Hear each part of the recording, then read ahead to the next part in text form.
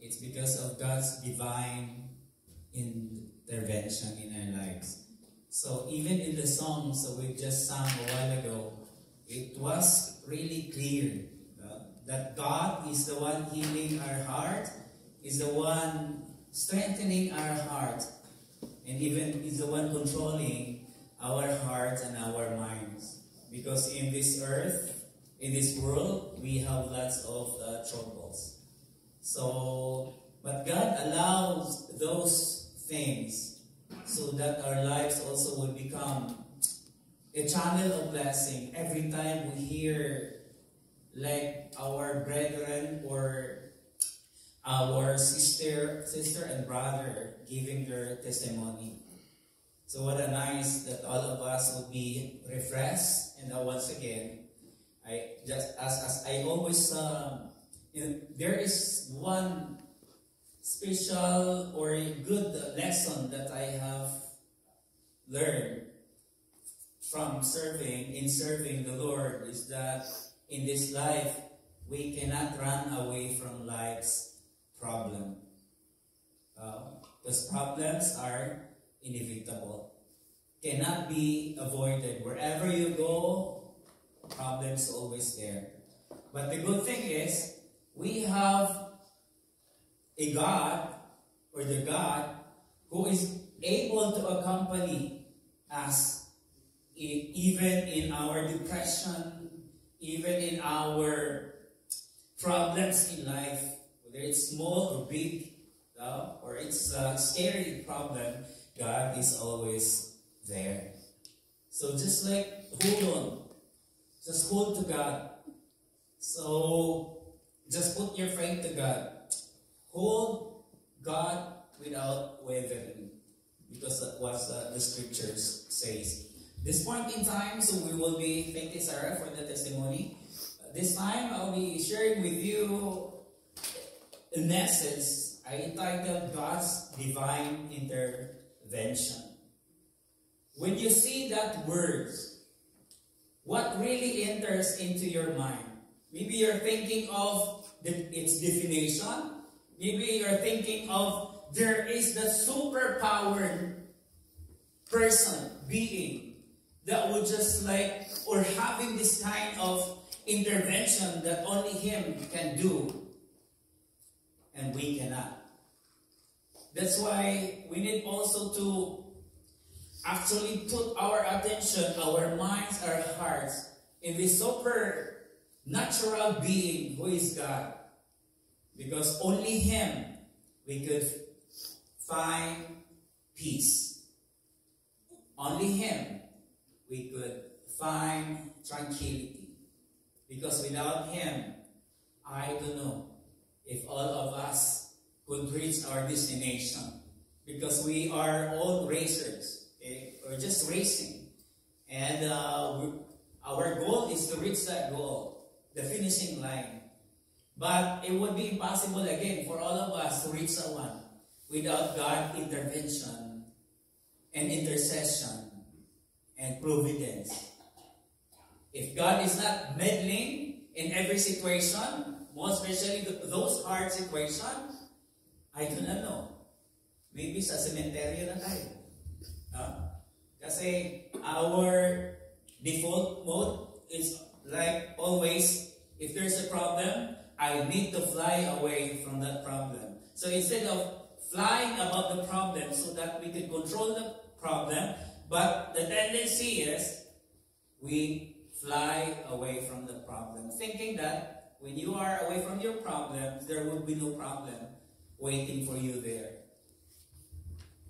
No. Kahit saan tayo pupunta, Panginoon ay, ang problema ay kasama. So this time, so we'll also learn what's the difference between a temptation and a trial. So let's look at what's this divine intervention means.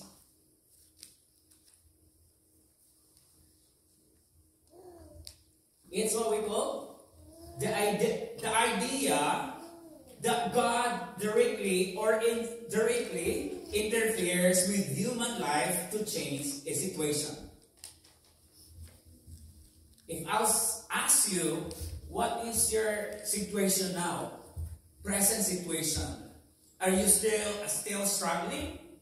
Or are you still like wandering? Your mind, your spirit seems like you are down to the earth. But remember always that our God is a powerful God. What's that? The idea that God directly or indirectly interferes with human life to change a situation. Let's say, for example, God could appear himself to human. And second, God could influence the weather. Because sometimes when we are in a situation that would be like so stormy, so hard for us to control, and hard for us to stand firm. But let us always remember that God would always intervene. Would always intervene. Okay? In theology, the divine providence is another term for God's divine intervention. Did you guys notice a while ago? The song says there, it's because of God's providence we remain what? Strong in Him. Because without God's providence, what's the result? If God will intervene, so we will receive and find what?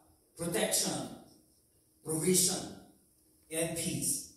That's why when we are in trouble, don't forget to call God. Don't call your neighbor. Don't call your wife, your husband. Call God first. And then God will use people as instruments so that He could channel that blessing that God will be given to you. Well, God will always use like ordinary people just for you to be comforted. Because no way, for me, I don't believe that every time we call God, because we are in a dire situation for help, God will just go there and just whisper to you, "Wake up. Is that you, Lord?" "I am." "Where are you, Lord?" "Find me." Grabe, no? Conversation. But nasabi ni Lord, "No, read my word. Study my word. And I will accompany and I will be there always. My presence will just help you. No? Will just comfort you. And will just heal your broken heart." But in Christianity, this is in theology, but in Christianity, miracles and visions are often considered to be God's intervention. If you experience the miracle God has shown to you, that will be His intervention. Diba? Sometimes, kasi kapag walang miracle, remember the wedding at Cana? When Mary, she was worried that time because they're running out of wine. But not intoxicated wine, ha? Hindi yun siya fermented, hindi yun siya, but it's coming from the grapes, juice. Okay? And Mary said to Jesus Christ, "We're running out of wine. Like the jars are empty now." And what he said? "Woman, my time has not yet come." Okay? So that time, that's the very first miracle that Jesus Christ did. No? He turned the water and said, "Okay, fill all the jars with water." "But Lord, we need juice." Kasi mahalaga yan pag sama sa pansit yun, Lord. Hindi mawala yung juice kapag may pansit. No? May pansit kaya that time. Okay, just fill the jars with water. And after that, the water turned into wine. And that's God's intervention. Pagka pinag-usapan natin intervention, intercession, interference, mediation, marami yan. Ano pa yung isa? Intervention. So, almost pare-pareho lang yan. So, para makita po natin. Okay? So, if God chooses miracle in your life, so, ano yan? God's intervention yan. Para naman hindi lang kayo laging nalulugmok at nagpo-question sa ating Panginoon. So, sa testimony nga ni Sarah, no? Instead of questioning why, Lord, just question yourself how. No? How? How could I serve you more, Lord, despite this big trials in my life, this problem in my life? So divine intervention can also refer to as a continuous presence in the ordinary moments of life, not just extraordinary events. So ipaliwanag sa inyo. Ano yung tinatawag na common, trivial, or ordinary moments and extraordinary events? Diba? God's intervention still working even in the ordinary moments of our lives. What's that? Okay. For example, wala kang lakas, just ask God, Lord, please give me strength. Lord, give me good health. And that's still God's intervention in our lives. Diba? Ang sakit-sakit ng katawan ko kahapon. Yung matanda, laro pa rin eh. Ngayon, malakas na naman.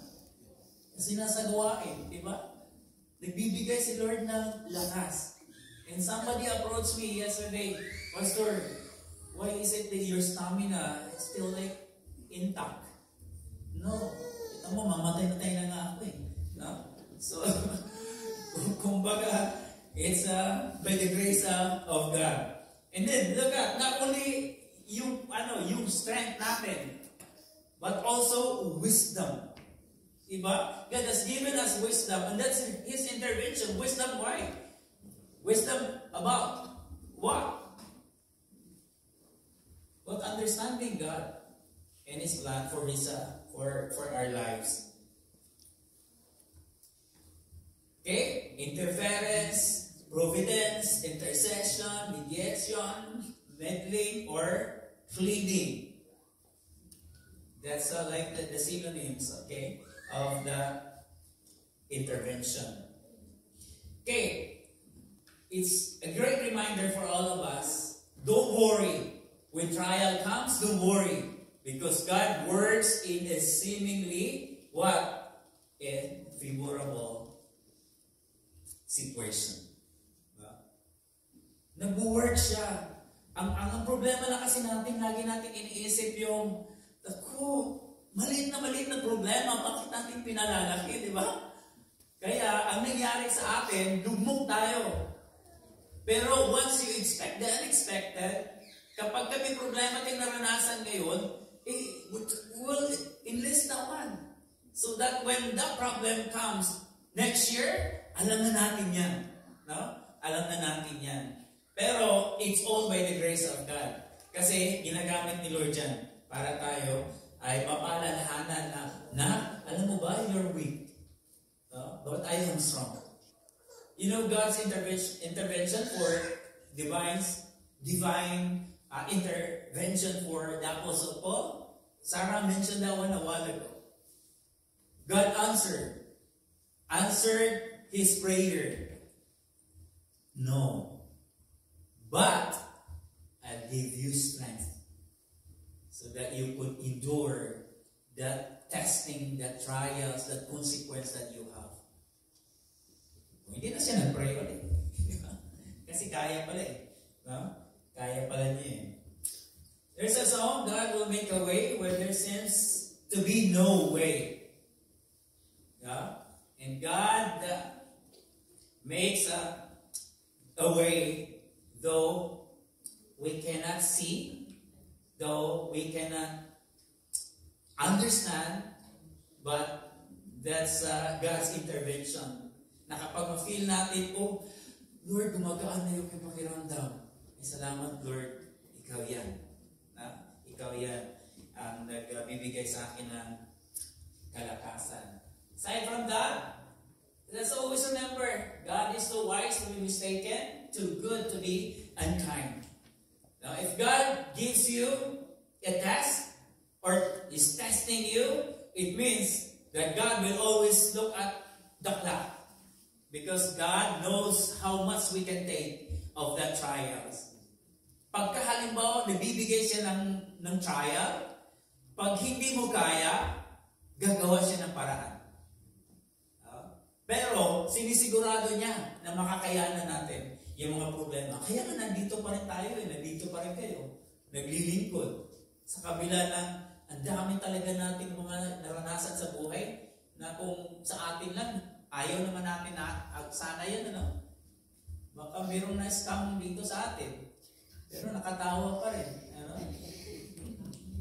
Please give me your number. Oh, patingin doon, hala, wala na aking 1,000. Wala na aking 200. No? Huwag magpadaya. No? Huwag magpadaya. Nakarelate kaya ka kayo?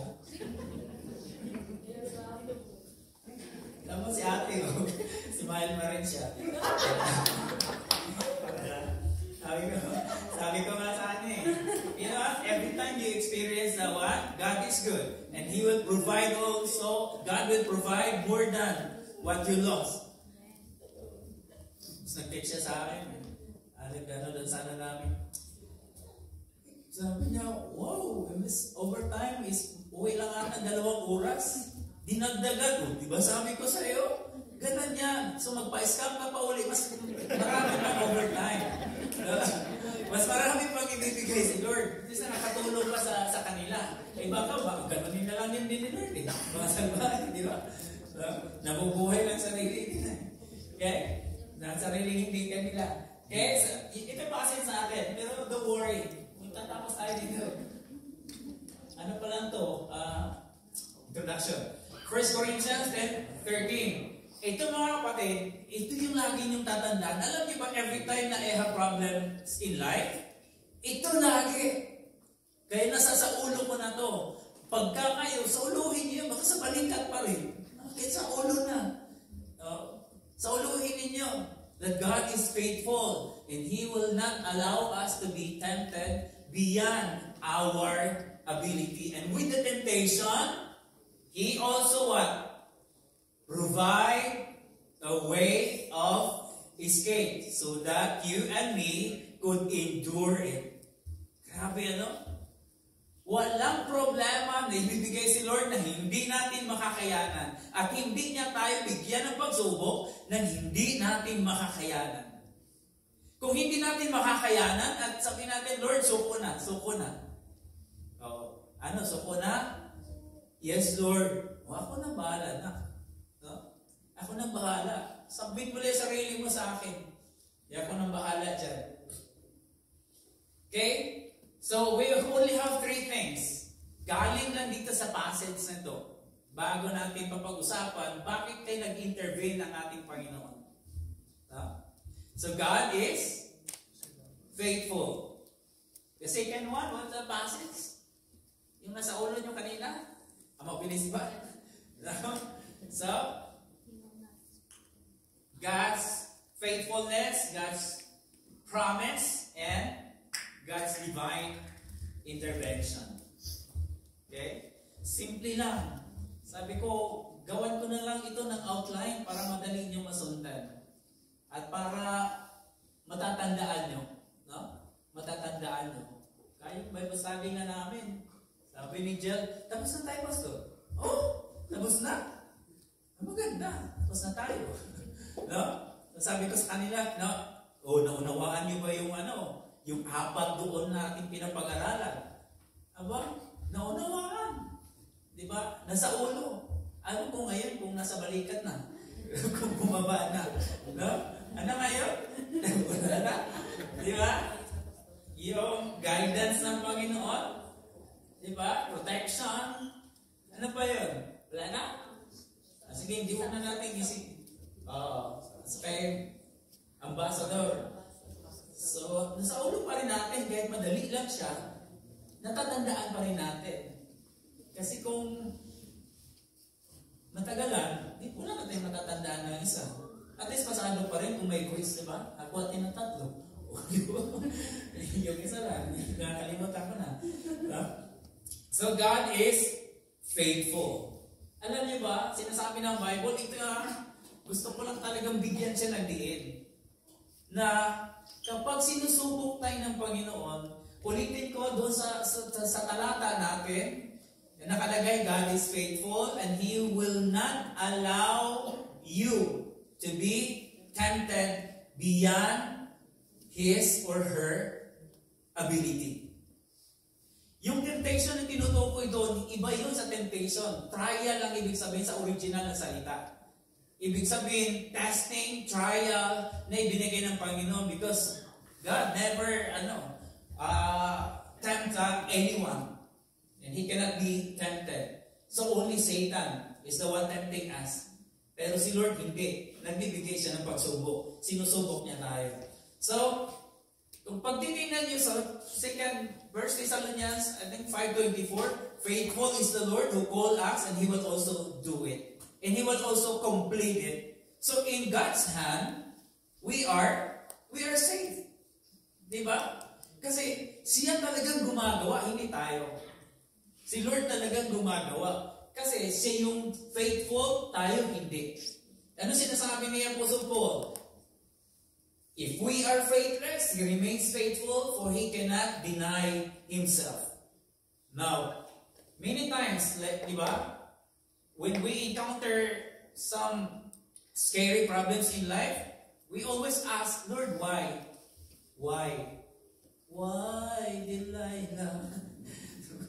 Kanta na lang. Para, hindi na lang why, no? How na lang, Lord, how? How could I escape from this situation? So, instead of praying, Lord, when are you gonna getting me away from this problem? So ano lang, Lord, what blessing should I get from this problem? Amen. Kayahin niya si ate. Diba? May problema pero may solusyon kagad si Lord. Ganun kabait si Lord eh. Kaya nga, pag mawala ang inyong 100, palitan ni Lord ng 200 yan. No? Hingi kayo ng 100 sa katabi niyo. Para, no? So,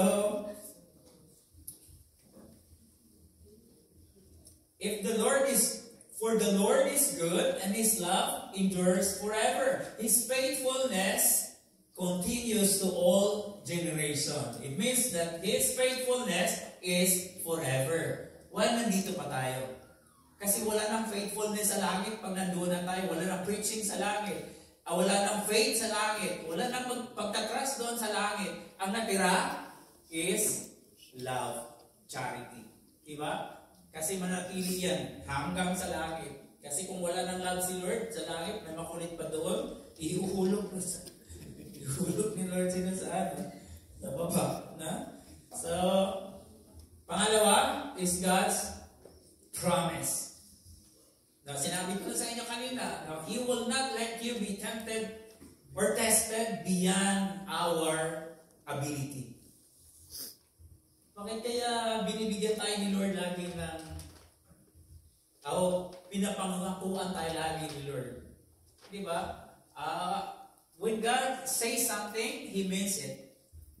When He says, I will promise you, I will not give you problem that's so big that you cannot be able, that you can still carry that problem. So, meron pa kayong kaya nga gusto ko pong mag-testimony kayo kung meron kayong mga nararanasan na mabigat na pagsubok sa buhay, tapos na naranasan nyo pa, mas i-grant pa ni Lord ang inyong nabiyaya, mga blessing. Kasi kung pagtitingnan mo yung sa, I think James chapter 1 verse 12, na kapag how blessed are those who undergo trials because they will receive a reward from God. Sino kaya sa inyong palagay sa Old Testament, sa New Testament and Old Testament, na sinubok ni Lord in after walang blessing? Oh, wala kayong mga alaala, no? Sino? Wala? Si Judas lang ata. Sa New Testament. Ano? Si Judas lang. Nagpakamatay. No? Instead na blessing matanggap niya, curse. No? Kaya, so,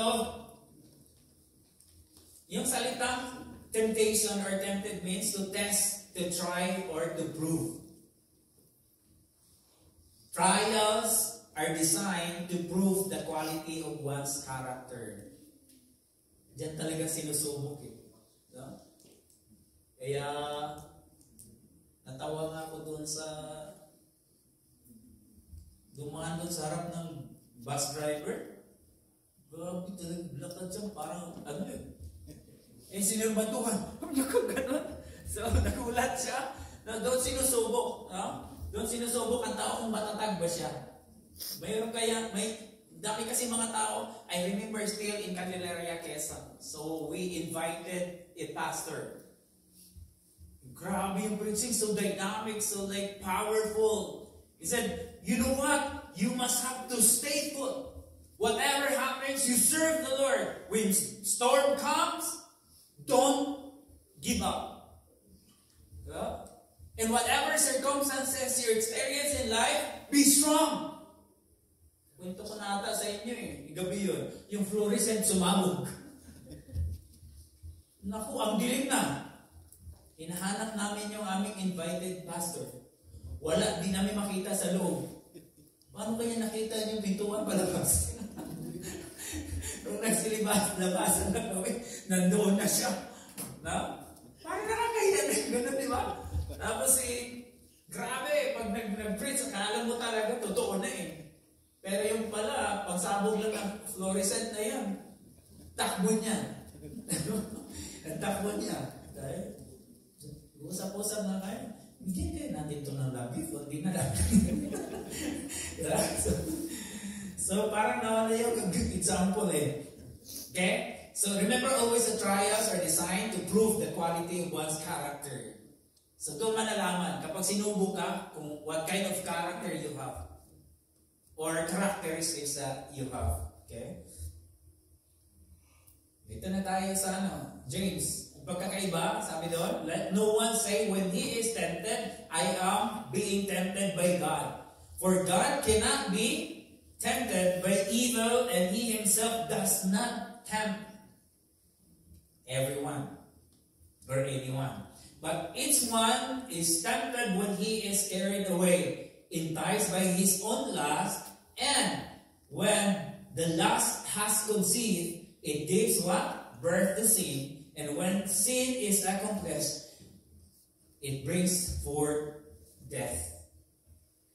Kaya mayroong tinatawag na physical death. No? Kaya sabi ni John, ang sabi ko sa inyo ipag-pray ay yung kasalanan na hindi ikamamatay ng isang tao. Kasi, bakit? Mayroong tinatawag na destruction of the flesh. Mayroon tayo Lord's Supper, kaya binibilisan ko lang to. No? So, yung mga nagpa-partake na hindi worthy before God, hindi lang sila nagkakasakit, kundi namamatay sila physically.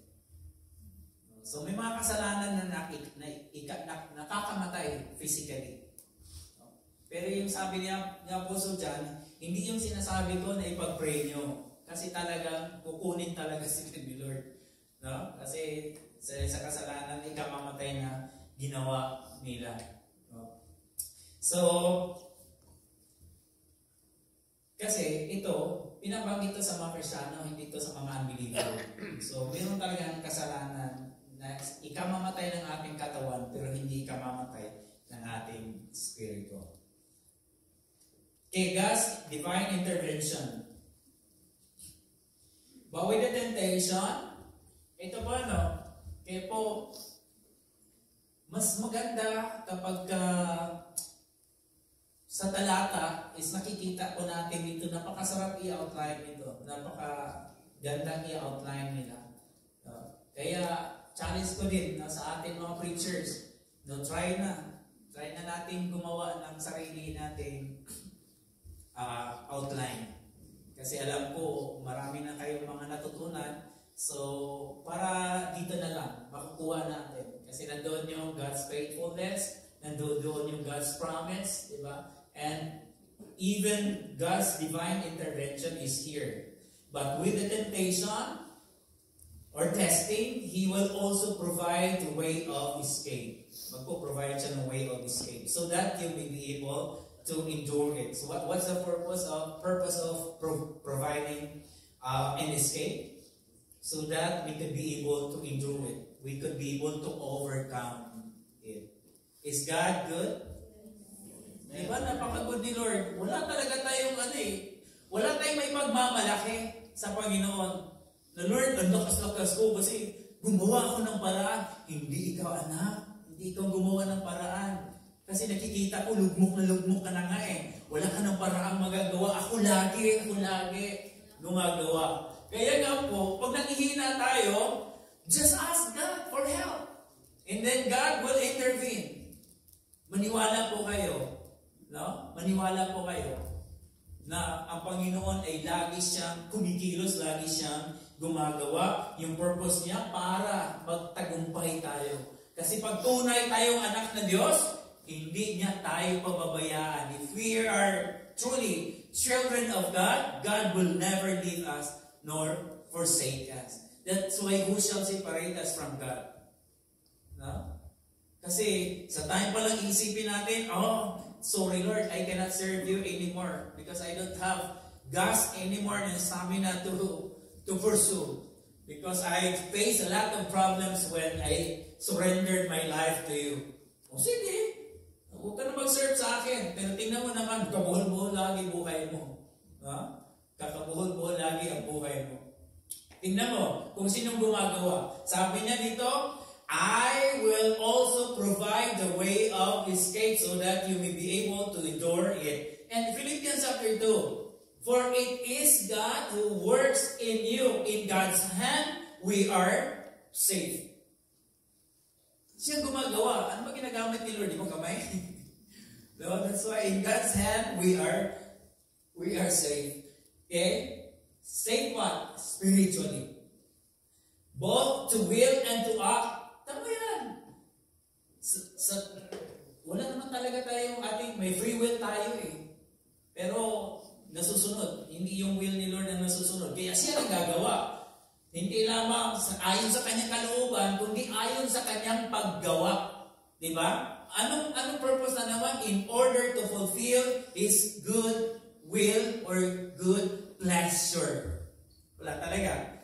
Kasi hindi si Lord masisiyahan kung tayo ang gagawa. Kaya siya nang gagawa, siya nag-mend sa atin, siya nag-mold sa atin para mapapagtagumpayan natin ang lahat ng mga bagay dito sa mundong ibabaw. Okay.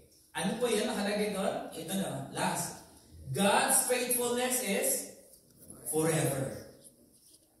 And God's promise is true. God's intercession is undeniable. Who among us here could say, no? God's intercession in my life or intervention in my life is deniable. Diba? Not undeniable. For me, I would say 100%. God's divine intervention in my life is undeniable and it is truly reliable. So bakit pa ako lalayo sa Panginoon by God's grace? No? Maglilingkod ako. Maglilingkod tayo sa Panginoon no matter what. Kasi running away from the Lord, it's not the solution. Mas lalo pa magkabuhol-buhol buhay natin. And don't just say, Lord, I serve you today. But tomorrow, Lord, I have lots of things to do. I cannot serve you. Baka sabihin ni Lord sa iyo, okay. Kapag mawala ng time ko sa inyo, di goodbye na. Baka sasabihin naman na lang na, pag nandoon ka na sa kalalagyan, na matuwid na, bulak na sa ilong. So, habang may lakas, mag-serve tayo sa Panginoon. Now, pray po tayo. Lord, we praise you and we thank you, O God, for the message. The messages of the songs, the message, O God, from your word.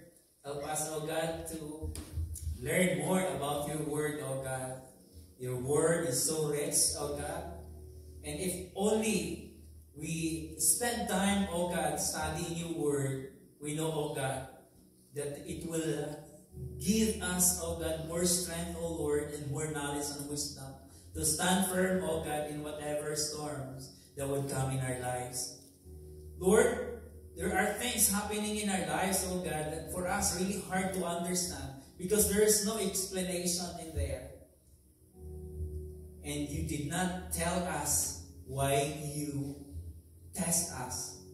But we thank you, Lord, because we know, Lord, that the testing of our faith, oh God, produces patience, oh God. And something produces also blessing, Lord. Lord, help us to surrender to you our everything, oh God. And help us, oh God, to be sober, oh God, be vigilant, oh Lord, because we are now in these last days, oh God, when we see, oh God, how chaotic is this world now, oh God, full of troubles, oh God, problems. But we thank you because you have put us into your ministry, oh God, and you enable us, oh God, also to walk which is in line, oh God, to your word, so that our lives will become worthy before you, oh God, and our service to you, oh God, will also be worthy, oh Lord. Thank you. Continue, oh God, to bless all the leaders, oh God, because we know, Lord, that our enemies, oh God, is just like a roaring lion, oh God, he always wants everybody who is following you, oh God, to be destroyed, oh God. But we thank you because you're always reminding us that you are the one who controls our lives. It's not Satan. Forgive us, Lord, because when we are enticed, oh God, by Satan or by the lust of our flesh, oh God, that's the very time that we're caring, oh Lord. And we are thinking, oh God, of our minds, oh God, our hearts, oh God, are becoming, oh God, weak because of that temptation, oh Lord, or enticement by our enemies. So help us, oh God, to go and serve you more. Lord, help each and every one of us, Lord. This may pray in Jesus' name. Amen and amen.